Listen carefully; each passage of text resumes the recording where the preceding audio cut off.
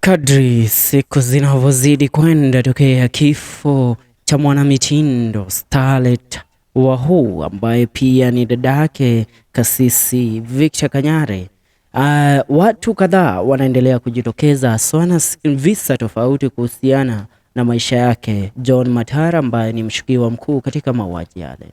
Na moja kati ya visa ambavyo vimepata kugonga vyombo vya habari na kupata kuongelewa sana kwenye mitandao ya kijamii ni kile kinachomhusu binti mmoja kutokea katika eneo la Umoja ambaye amefunguka mengi kuhusiana na Victor na John Matara samahani, na pesa ambazo mwanaume huyu alikuwa amemwahidi binti huyu kwa kulala naye usiku mmoja.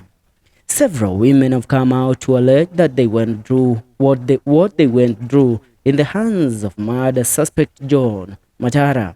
In a report that has been shared by reliable sources of information, it has been reported that the suspect was arrested by police officers following the death of Starlet Wahu, who was found dead in an Airbnb apartment which is located in South Bay. In a report that has been seen by our sources of information, it has been reported that the suspect was caught on camera booking the alleged Airbnb. Now, a police report has revealed that the suspect was seen by a watchman who noticed that the clothes of the suspect were stained with blood. An investigation would later lead to the body of Wahu Mwangi, who was found stabbed. Now, the suspect had allegedly demanded Kenya shillings 25,000 from the family and friends of the deceased before he allegedly killed her.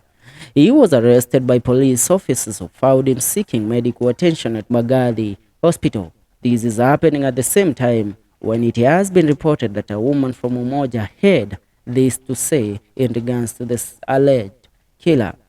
Through the same dating app tagged XY is said to have been promised Kenya shillings 25,000 by Matara if she was willing to have an affair with him. After agreeing to a hookup, she was directed to pick a taxi and head to the Amita Place, a lodging room in Thika town. Police say that the lady was asked to remove her clothes after they entered into the room and was forced to reveal her M-Pesa pin, lest Matara would stab her.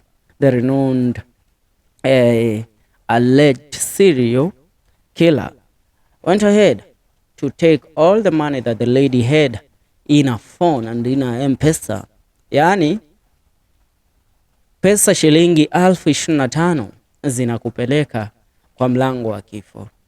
Ni kati ya visa ambavyo vinaendelea kupigiwa upatu na uchunguzi ukiendelea kwenye mitandao ya kijamii.